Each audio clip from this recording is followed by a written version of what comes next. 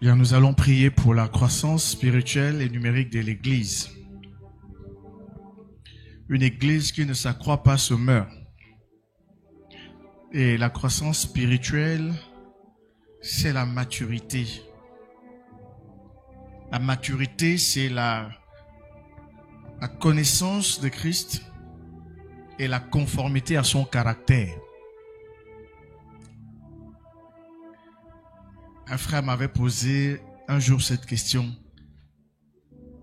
C'est quoi un chrétien mûr?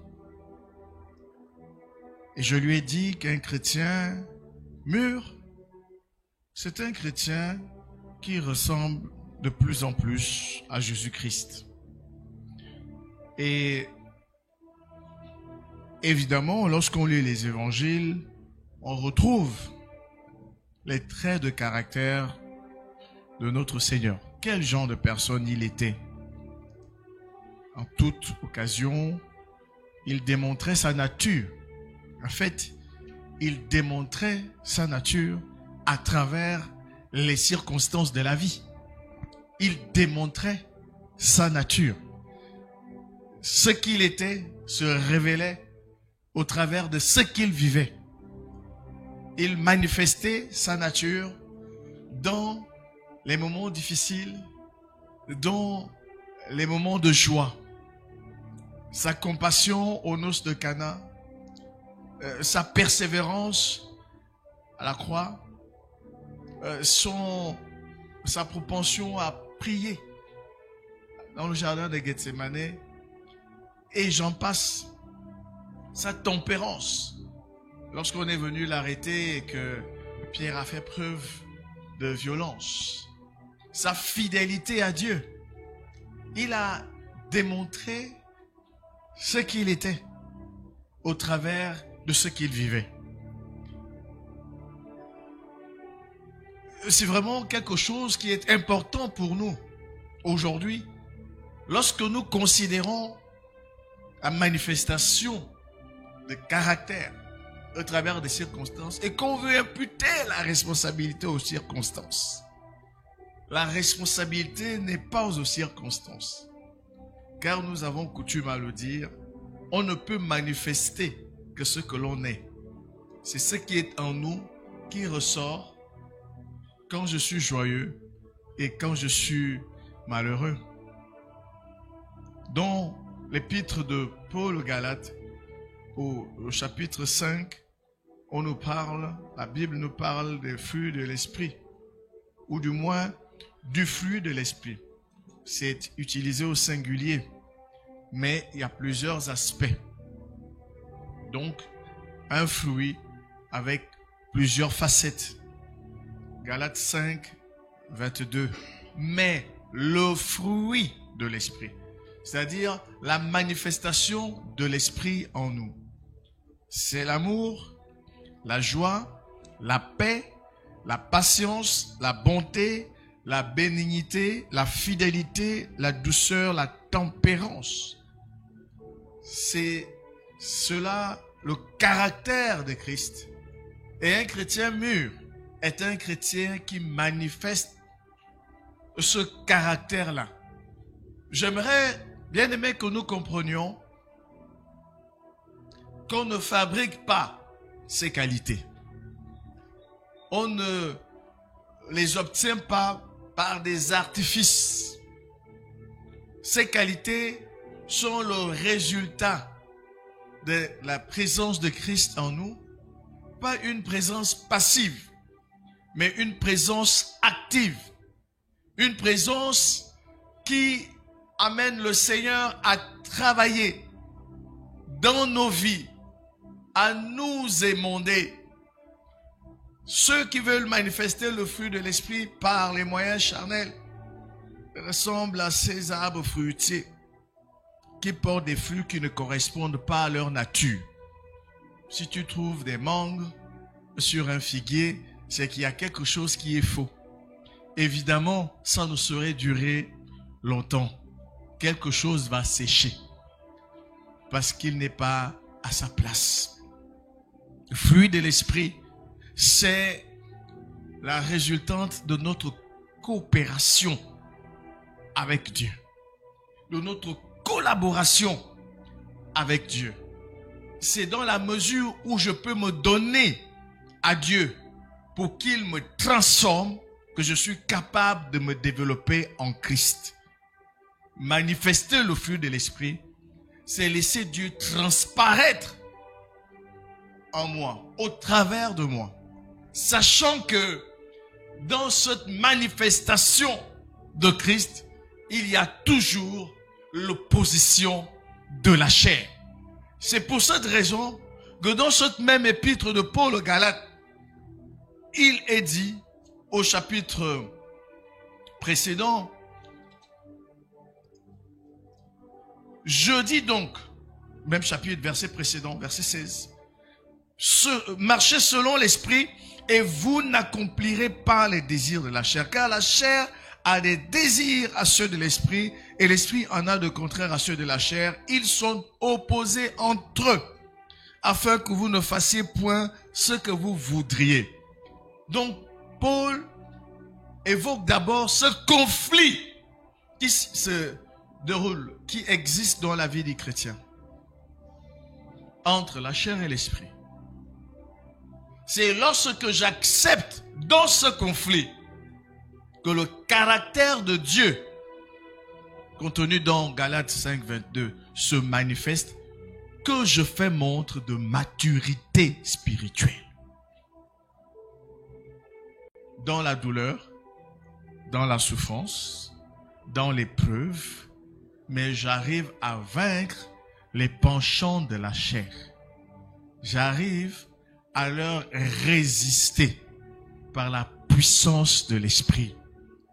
Je veux nous dire, bien-aimés, que la maturité spirituelle est possible pour quiconque entretient une relation personnelle avec Dieu. Entretient, c'est-à-dire prend soin, s'occupe de cette relation-là avec Dieu. En Jean chapitre 15, la Bible dit, demeurez en moi. Si vous demeurez en moi, vous porterez du fruit. Donc, il y a la croissance. Il y a de la croissance spirituelle dans la vie des personnes qui demeurent en Christ. Quand la pression des événements, des circonstances, des penchants de la chair nous envahit, nous sommes capables de dire, par la force de l'esprit, je ne cède pas. Et une fois, deux fois, trois fois, la nouvelle nature de Dieu prend place dans ta vie. Et tu grandis dans la foi. Ce n'est pas un jeu. Autant pour le don spirituel, c'est Dieu qui agit au travers d'un homme qui n'est qu'un instrument. Autant pour la maturité spirituelle, on ne peut pas faire l'économie de la coopération avec Dieu. C'est ma volonté qui s'implique dans le processus et qui accepte que celle de Dieu triomphe. Comme avec Jacob. Il a lutté avec Dieu. Et Dieu a brisé quelque chose en lui parce qu'il avait dit à Dieu, je ne te laisse pas partir si tu ne me bénis.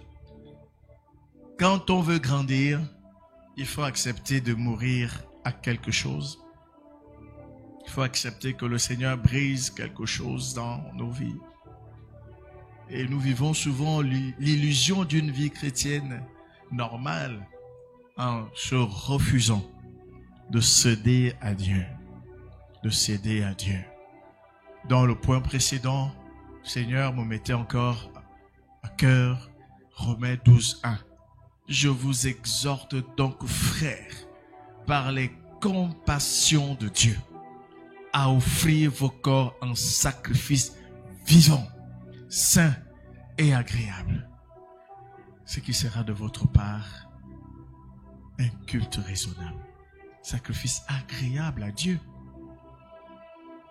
sacrifice vivant qui peut ressentir la douleur.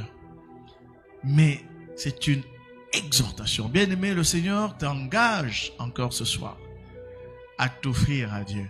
Si tu veux croître spirituellement, il faut que tu offres à Dieu des domaines qui sont encore des domaines réservés de ta vie.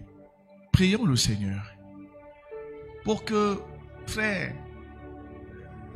l'église ne soit pas une église de personnes immatures, de personnes charnelles, une église de personnes qui soignent les apparences, mais qu'il y ait beaucoup plus de profondeur. J'ai entendu rarement maintenant, depuis quelque temps, les gens confesser leurs péchés en public ici. Une habitude que nous avions au début de la communauté. On est déjà dans un confort spirituel déroutant, trompeur. Un confort spirituel, on trompe l'œil. Nous devons faire attention. Prions le Seigneur pour qu'il ait cette aspiration à grandir dans le fond et non pas sur la forme. Parce que nul ne peut tromper Dieu. Prions ensemble. Éternel notre Dieu, notre Père. Nous avons besoin de toi. Nous avons besoin de toi. Nous avons besoin de toi. Nous avons besoin de toi.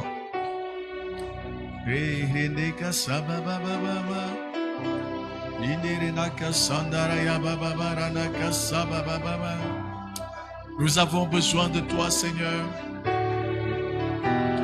Seigneur, tu veux voir une église de personnes mûres, une église de personnes mûres.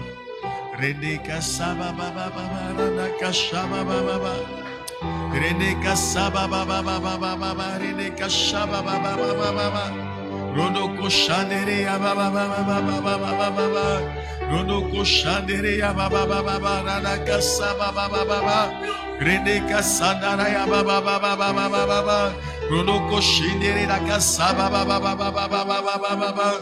Oh Seigneur, la maturité, la maturité, la maturité, la maturité, la maturité, la maturité. Nous avons besoin de toi, besoin de toi, besoin de toi, besoin de toi, besoin de toi, besoin de toi, besoin de toi, pour grandir, pour grandir, pour grandir, pour grandir, pour grandir, pour grandir, spirituellement. Reneka shabababa, reneka sabababa.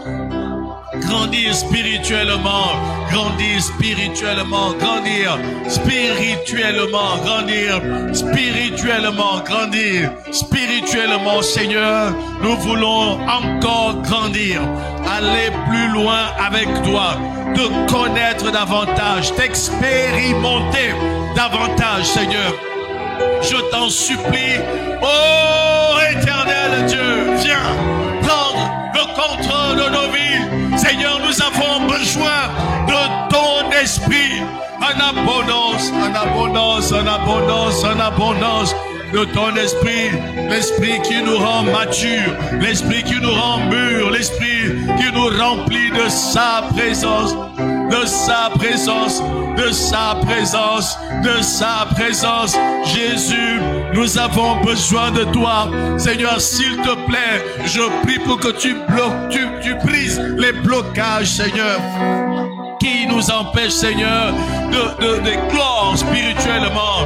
Brise le cocon qui nous empêche d'éclore, qui nous empêche de connaître des transformations avec toi par la puissance du Saint-Esprit, la puissance du Saint-Esprit.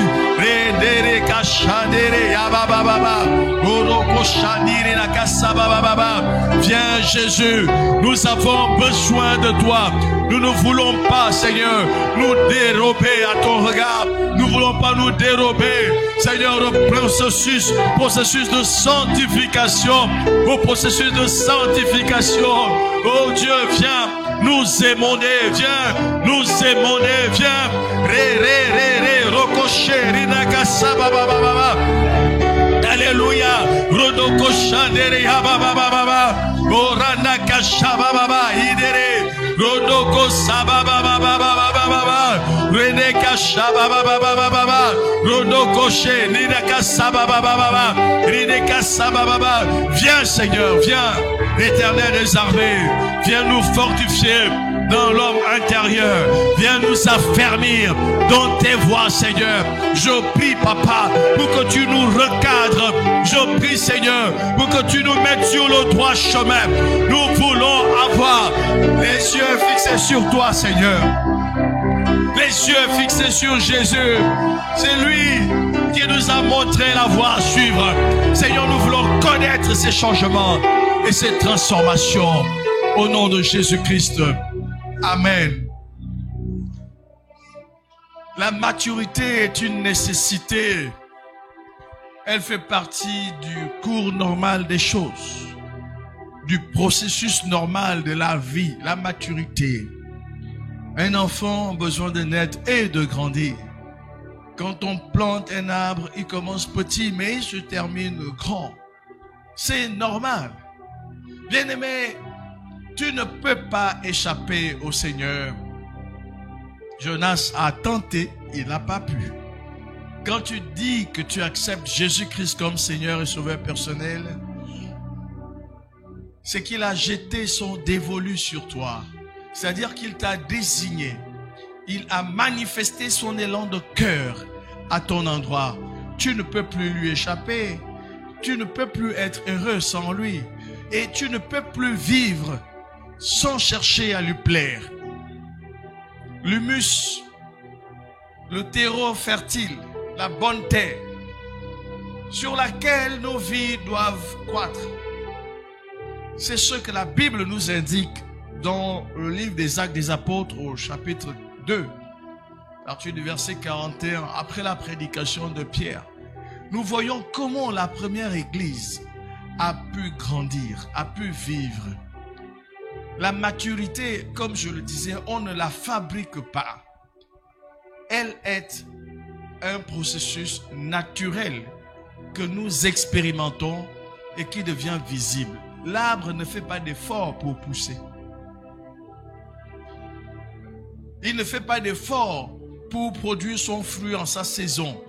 Il a un programme génétique qui fait en sorte qu'à chaque période de l'année, il y ait un type de manifestation sur cet arbre-là. Qu'il y ait un feuillage vert, qu'il y ait des bourgeons, qu'il y ait des fruits. C'est programmé dans son ADN.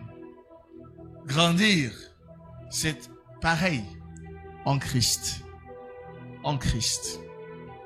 Si je mets mon énergie,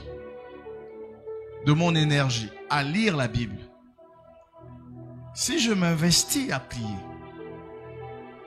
si je m'engage à être fidèle aux réunions de l'Église, si je m'efforce à évangéliser, comme les premiers disciples le faisaient dans ce chapitre du livre des Actes, ma croissance spirituelle se fera naturellement. Tu ne peux pas mettre ta Bible de côté au point où elle va accueillir toute la poussière de la maison. Passer du temps à parler de ce qui se passe dans les réseaux sociaux avec des gens sans évoquer le Seigneur. Tu ne peux pas avoir de l'aversion pour le jeûne. Tu ne peux pas, bien-aimé, sécher les programmes de l'Église sans gêne et croire que tu vas grandir en Christ. Ça ne fonctionne pas comme ça. Ça ne fonctionnera jamais comme ça. C'est pourquoi je nous invite à prier. Pour que chacun de nous prenne au sérieux les avertissements qui sont donnés. Repartons au style de vie de l'Église primitive. et nous verrons aussi les prodiges, les miracles, la croissance spirituelle se manifester au milieu de nous. Prions le Seigneur.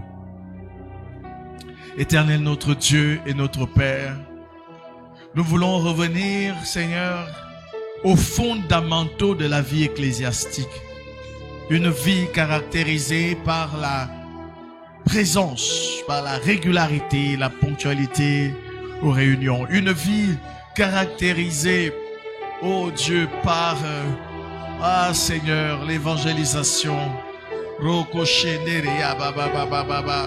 Et Seigneur, s'il te plaît, je t'en prie, éloigne de nous, Seigneur, toutes choses qui nous empêchent, Seigneur, de chercher à faire comme nos prédécesseurs dans la foi qui ont réussi avec toi. Je t'en supplie, Seigneur, je t'en prie, Père, je prie pour que tu attires davantage, Seigneur, de frères et de sœurs aux réunions de l'Église. Je prie, oh Dieu, que chacun de nous ait à cœur véritablement de lire la Bible, d'avoir un programme de lecture de la Bible, Seigneur. Nous lisons facilement les journaux et d'autres livres. Nous passons du temps sur Internet ou devant la télé, mais pas assez, Seigneur, devant ta parole. Oh Père, s'il te plaît, nous avons encore besoin de voir des Esdras, Seigneur, dans ta maison, des personnes qui appliquent leur cœur à étudier et à enseigner ta parole. Je t'en supplie, je t'en supplie, je t'en supplie. Seigneur, nous savons, Seigneur, qu'il n'y a pas de maturité, Seigneur, sans lecture de la parole, sans méditation de la parole. Nous avons besoin de toi. Nous avons besoin de toi. Je t'en supplie, Seigneur. Je t'en supplie, oh Dieu. Seigneur, s'il te plaît. Seigneur, s'il te plaît. Oh Saint-Esprit.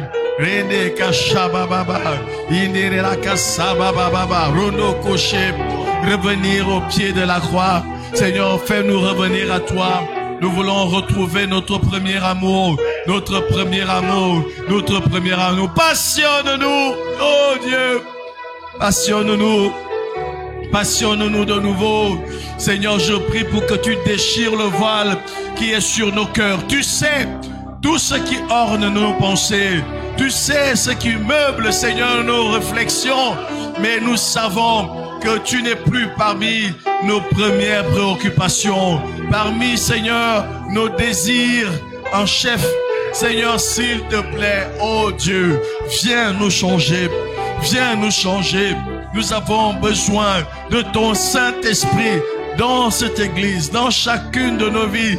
Seigneur, étends ta main, étends ta main, étends ta main, étends ta main, étends ta main. Étends ta main, je t'en supplie, je t'en supplie. Agis puissamment, agis puissamment, agis puissamment. Que l'Église revienne à toi, que nos cœurs se tournent davantage vers toi. Oh Seigneur, la Bible dit que Dieu étend ses regards sur toute la terre pour soutenir ceux qui ont le cœur tout entier à lui. Seigneur, je prie pour que nos cœurs soient tout entiers à toi, tout entier à toi, tout entier à toi. Nous ne voulons pas nous départir de cet objectif, c'est Christ.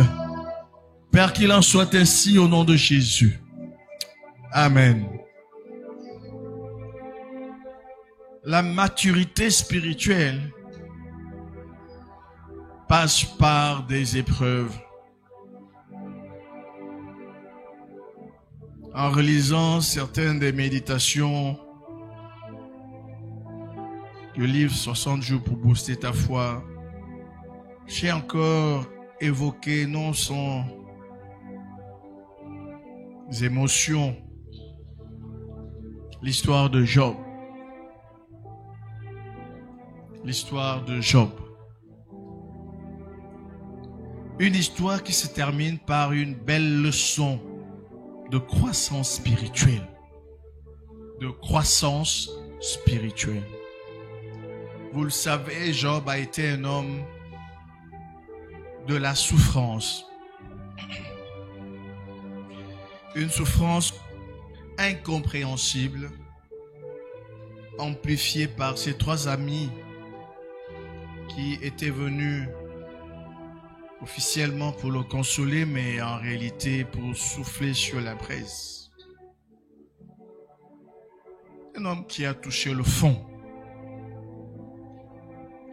Mais le chapitre 42, chapitre 42 du livre de Job, je pense que c'est la pépite de ce livre. La fin d'un film. Un homme héroïque qui cède devant Dieu. Job, après avoir souffert, a eu cette dernière conversation avec Dieu. Job répondit à l'Éternel et dit, « Je reconnais que tu peux tout et que rien ne s'oppose à tes pensées. Quel est celui qui a la folie d'obscurcir mes desseins? » C'est Dieu qui parle. Et Job dit, « Oui, j'ai parlé sans les comprendre de merveilles qui me dépassent et que je ne conçois pas. » C'est-à-dire des choses que nous ne pouvons pas appréhender par notre intelligence. Ce qui nous arrive, qui peuvent paraître absurdes, aberrantes, mais qui ont une logique divine incontestable. Des choses qui peuvent te surprendre. Si aujourd'hui on te disait qu'elle venait de Dieu, qu'elle venait de Dieu. C'est pourquoi Job dit des choses que je ne conçois pas. Écoute-moi et je parlerai, je t'interrogerai et tu m'instruiras. C'est Dieu qui parle.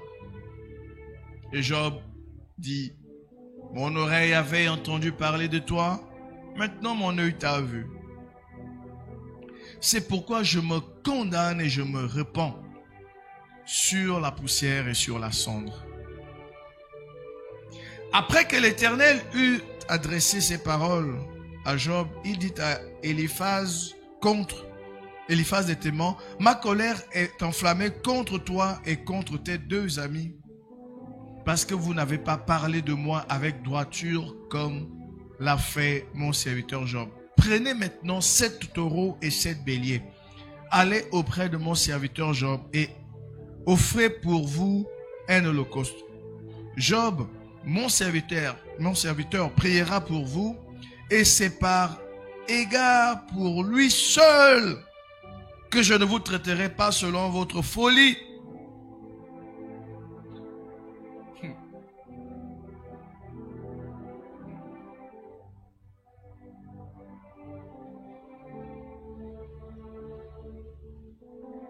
Oh, ma prière est que Dieu nous aide. Vous savez, prier sincèrement pour quelqu'un qui t'a fait du mal, ce n'est pas du tout humain. C'est loin d'être un réflexe naturel.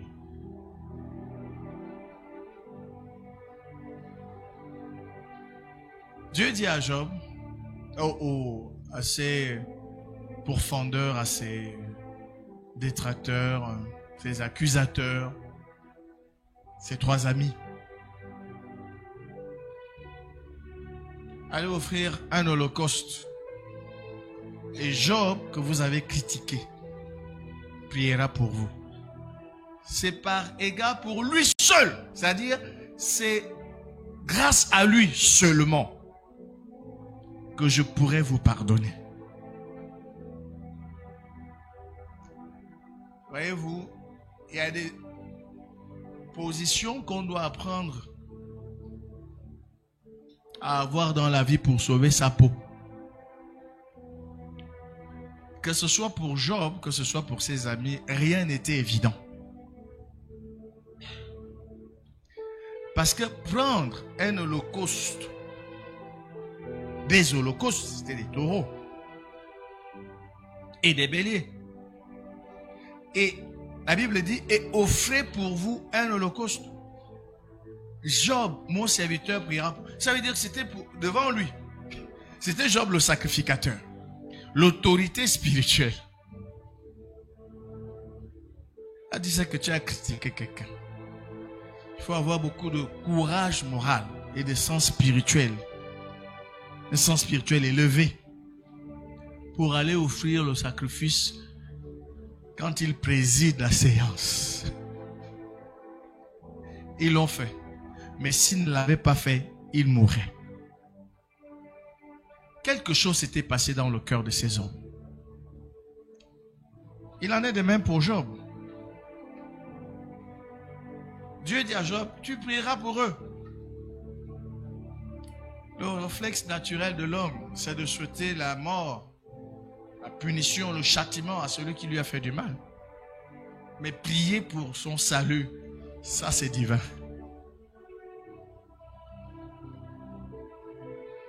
Et Job confesse quelque chose au début de ce chapitre. Mon oreille avait entendu parler de toi, maintenant mes yeux t'ont vu. Ça veut dire que Job a cru, a augmenté en connaissance à l'égard de Dieu. La connaissance qu'il avait de lui, c'est ce qu'on lui disait. Mon oreille avait entendu. La connaissance qu'il confesse à la fin de son épreuve, c'est ce qu'il avait vu. Bien-aimé, Job avait grandi. Job avait grandi. Et Job, parce qu'il avait grandi, avait compris la vanité de sa stratégie de défense. Il avait compris l'inutilité de tous ces moyens de défense. Et il a dit à Dieu, mais j'ai parlé des choses, des merveilles que je ne peux pas concevoir. Tu es si grand. Il a dit à Dieu, je me couche dans la cendre. Je me couche et je me repens.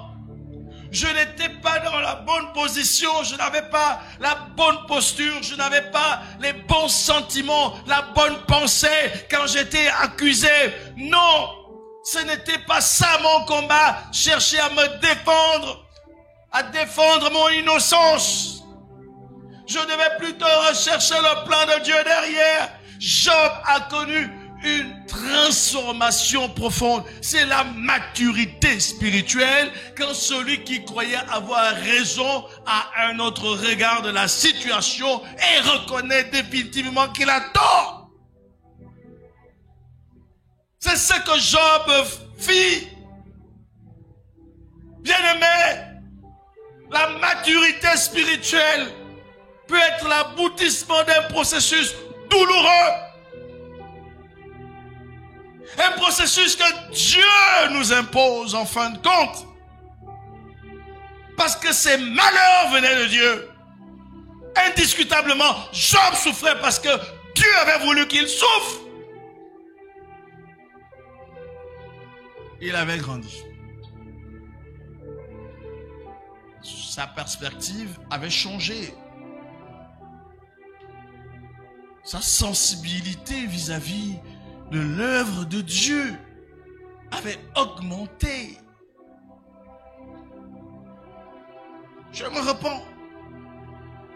Et quand Dieu avait vu qu'il a compris la chose, Dieu lui a dit, comme tu as été transformé, prie maintenant.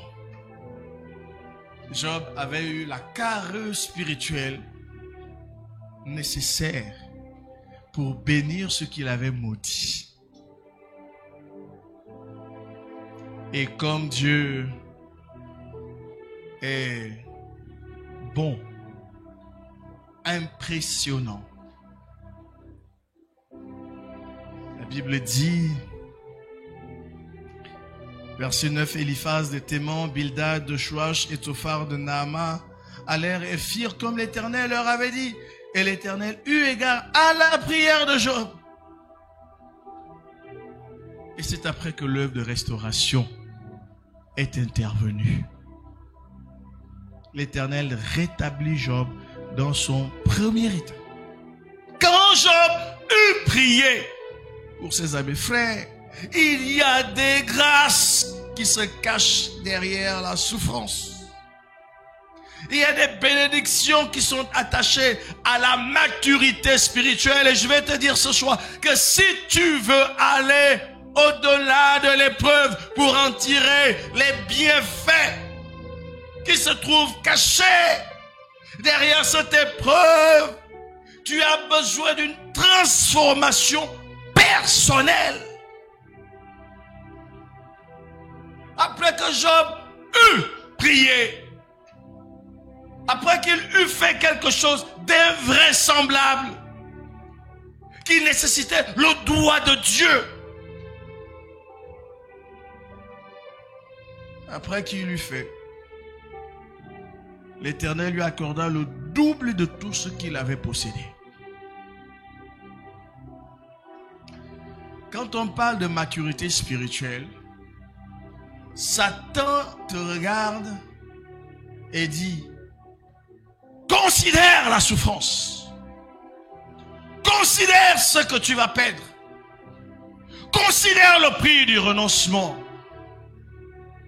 Mais Dieu, qui sait toutes choses, t'invite ce soir à considérer les bienfaits qui se trouvent derrière l'épreuve. On ne grandit pas. Il n'y a pas de croissance spirituelle si on ne sort pas victorieux en Christ de l'épreuve. Pas du tout. Seigneur nous l'a dit. Si on a fait ceci au bois vert, qu'en sera-t-il du bois sec? Il l'a dit, vous aurez des tribulations dans le monde.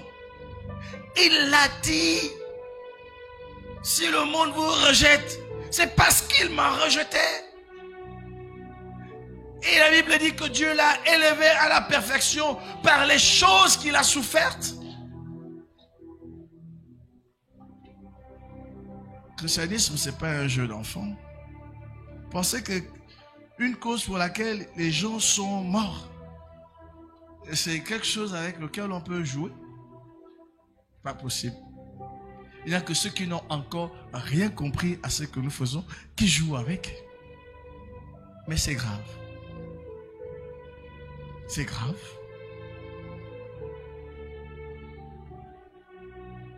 Alors j'aimerais nous inviter à prier.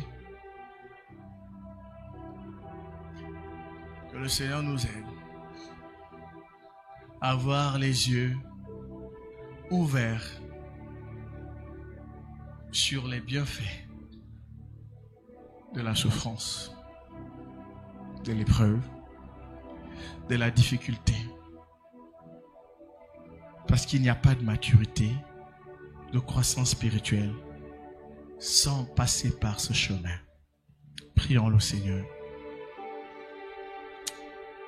Éternel notre Dieu,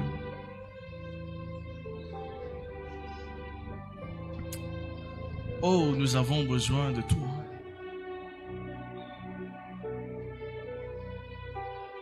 Oh, que ta grâce et ta faveur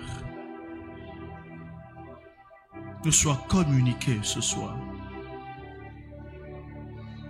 La Bible dit que tu n'éteins pas le lumignon qui fume. Tu ne brises pas le roseau cassé. Alors je prie pour que tu donnes la force à celui qui est à bout de force. Que tu donnes de l'énergie à celui qui a atteint le point de rupture. Nous avons besoin de toi. Nous avons besoin de toi. Saint-Esprit, agis. Touche les cœurs maintenant. Touche les cœurs ce soir. Touche les cœurs, Jésus.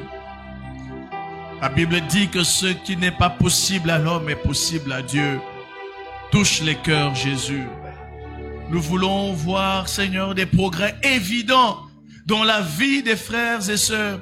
Des progrès évidents, des progrès évidents, des progrès évidents, des progrès évidents, des transformations tangibles, palpables, visibles, Seigneur, parce que, Seigneur, tu auras travaillé en profondeur dans des vies. Je prie, Seigneur, que toute vie d'apparence, que toute vie, Seigneur, d'à peu près, Seigneur, que toute vie d'approximation, Seigneur, disparaisse et que nous ayons le désir et le courage de mener une vie de profondeur, une vie d'authenticité. Nous avons besoin de toi. Seigneur, s'il te plaît, agis. Seigneur Jésus, agis. Seigneur Jésus, agis. Seigneur Jésus, agis. Seigneur Jésus, agis. Seigneur Jésus, agis. Saint-Esprit, agis. Saint-Esprit, change. Saint-Esprit, transforme. Donne-nous la force d'affronter la difficulté avec courage, l'épreuve avec courage, sachant, Seigneur, que c'est par le travail de ton âme que tu as conduit plusieurs au salut. Et nous savons aussi, Seigneur, que si tu travailles dans nos vies, que si tu travailles dans nos cœurs, Seigneur, nous serons capables d'attirer les âmes. Qu'il en soit ainsi au nom de Jésus-Christ. Amen. La croissance spirituelle, mais aussi la croissance numérique de l'Église. Les deux vont de pair. Dans le livre des Proverbes, il est écrit que l'homme sage s'empare des âmes. Et une histoire m'a toujours plu dans les Écritures, c'est celle de notre Seigneur lui-même.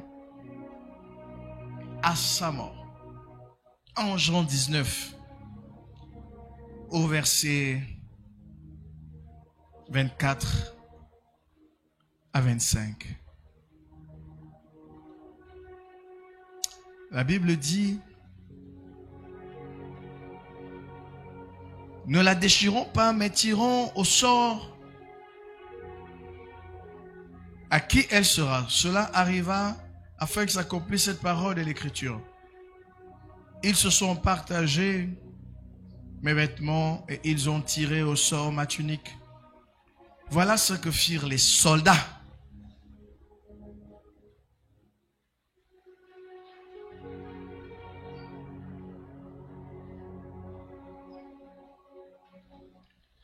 Près de la croix de Jésus se tenait sa mère et la sœur de sa mère, Marie, femme de Clopas, et Marie de Magdala. Jésus, voyant sa mère et après auprès d'elle le disciple qu'il aimait, dit à sa mère, je continue, femme, voilà ton fils. Puis il dit au disciple, voilà ta mère, et dès ce moment, le disciple l'a pris chez elle. Après cela, Jésus, qui savait que tout était accompli, que tout était déjà consommé, dit, afin que l'écriture fût accomplie, j'ai soif. Il y avait là un vase plein de vinaigre. Les soldats en remplirent une éponge et l'ayant fixé à une branche d'hysope, ils l'approchèrent de sa bouche. Quand Jésus eut pris le vinaigre, il dit, tout est accompli, et baissant la tête, il rendit l'esprit. Il rendit l'esprit. Jésus meurt, buvant du vinaigre, en étant dénudé, après avoir subi l'opprobre de la croix. Mais, vous savez, dans cet épisode, quelque chose de particulier s'est passé. c'est que Jésus avait été crucifié par un soldat.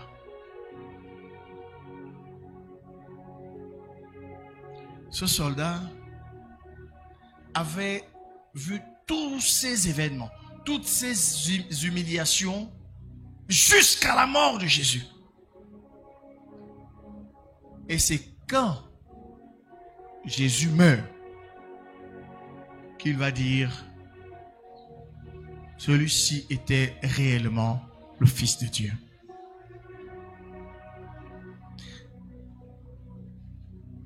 L'homme sage s'empare des âmes.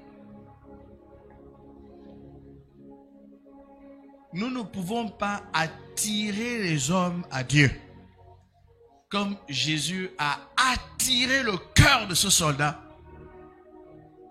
si nous ne sommes pas capables de rester dans les voies de Dieu jusqu'à la fin. C'est dans une église où les gens sont prêts à tout pour honorer Dieu que Dieu bénira avec d'abondantes âmes. La Bible dit que Jésus ajoutait chaque jour à l'église ceux qui étaient sauvés. En Actes chapitre 2. Mais ce même chapitre nous décrit la vie de ses disciples. Ils renonçaient à leur bien. Ils supportaient la flagellation. Ils étaient emprisonnés. Ils chantaient des louanges. C'est dans la vie d'un peuple qui est capable de tels sacrifices, de telles souffrances, que Dieu bénit avec d'abondantes âmes. Notre Église ne pourra pas prospérer en effectif si nous ne sommes pas capables d'attirer les âmes.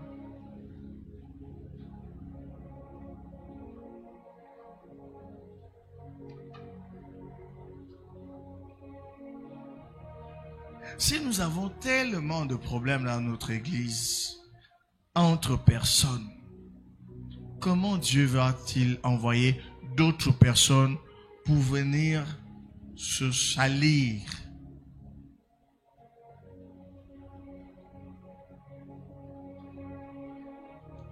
Dieu aime le bon ordre. Il bénit ce qui est correct et sérieux. Je ne me fais pas d'illusions.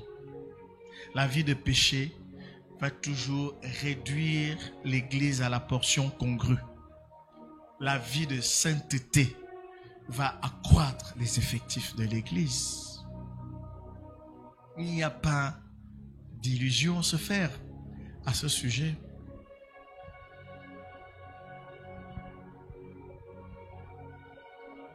La pensée que je vais partager avec les leaders de toutes nos églises dimanche portera notamment sur la croissance numérique. Jésus allait de lieu en lieu. Matthieu 11, verset 35. Il prêchait la bonne nouvelle. Il faisait du bien aux gens. Ça veut dire qu'il était habité par l'intention de faire des disciples.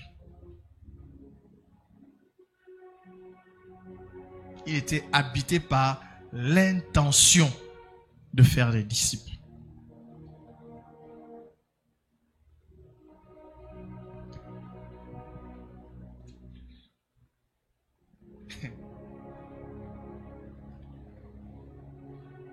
Je disais avec mes frères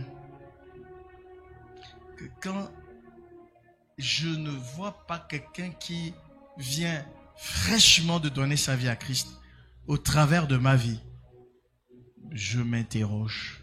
Je suis malheureux.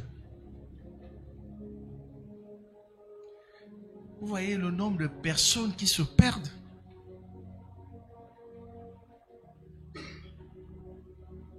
le nombre de bars qu'il y a dans la ville.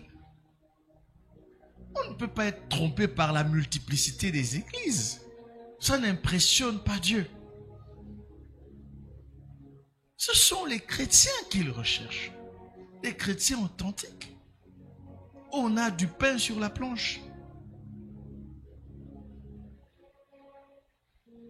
Et le défi que j'ai l'intention de lancer, c'est que d'ici la fin de l'année, chaque membre inscrit dans les registres de nos assemblées attire à lui, à Christ, par son ministère, par sa vie, au moins 2 personnes avant le 31 décembre. Un objectif chiffré clair.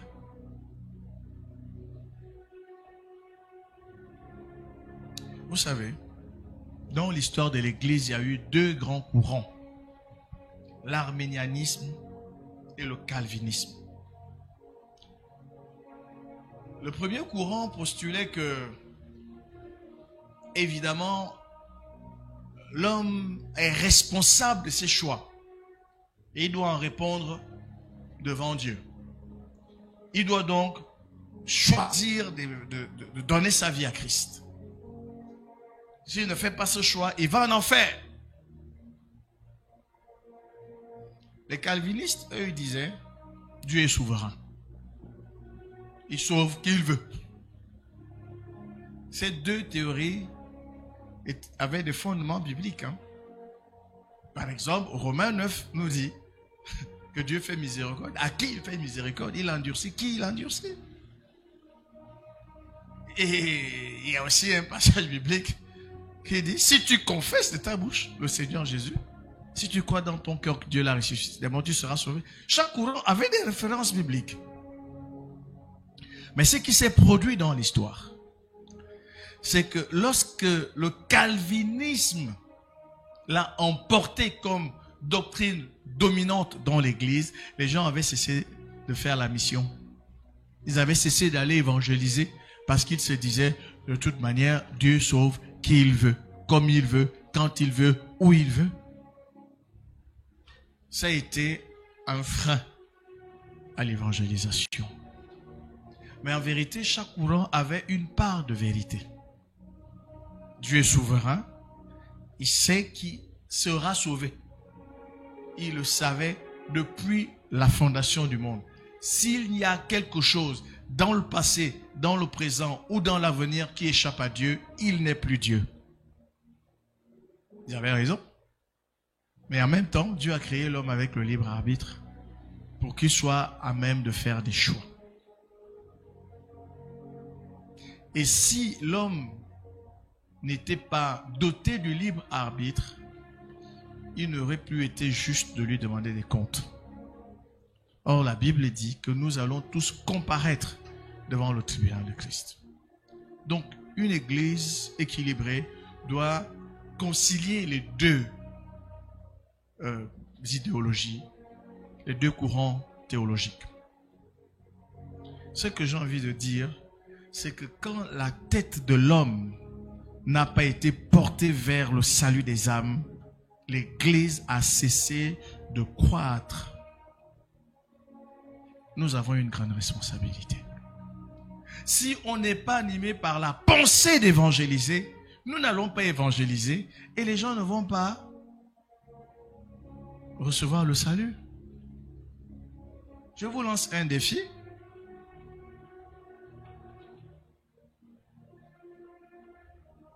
Dimanche, je vais prêcher sur les vocations. Mais je vous lance un défi public. Si chacun de nous amène un invité, vous allez voir les gens ici devant venir accepter Christ. En revanche, si on se retrouve entre nous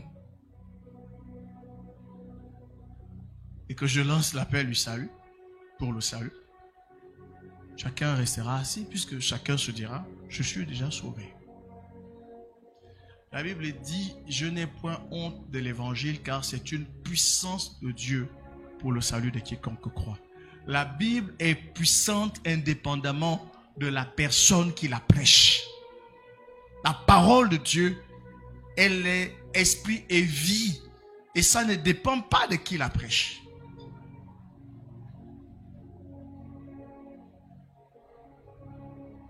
Si chacun de nous se disait, j'ai la journée de demain pour inviter au moins une personne dimanche,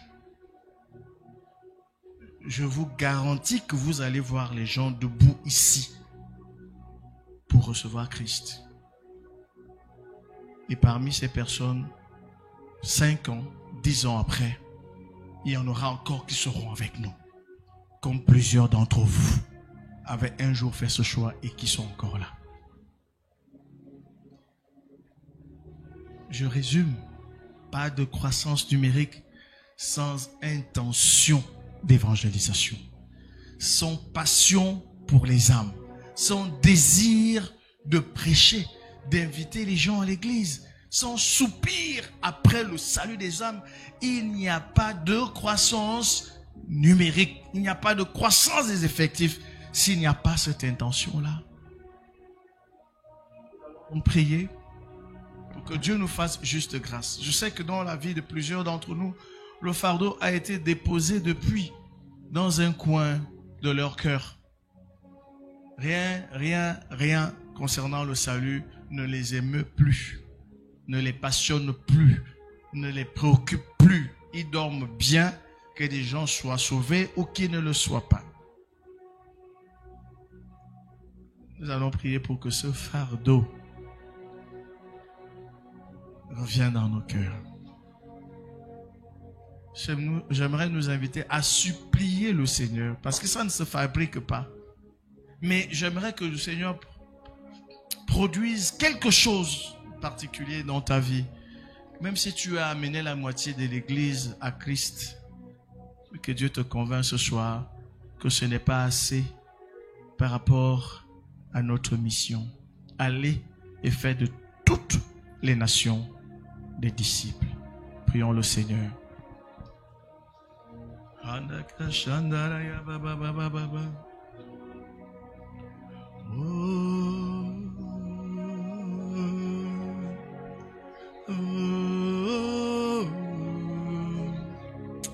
Ah Jésus, tu as cessé d'être depuis longtemps notre bien-aimé.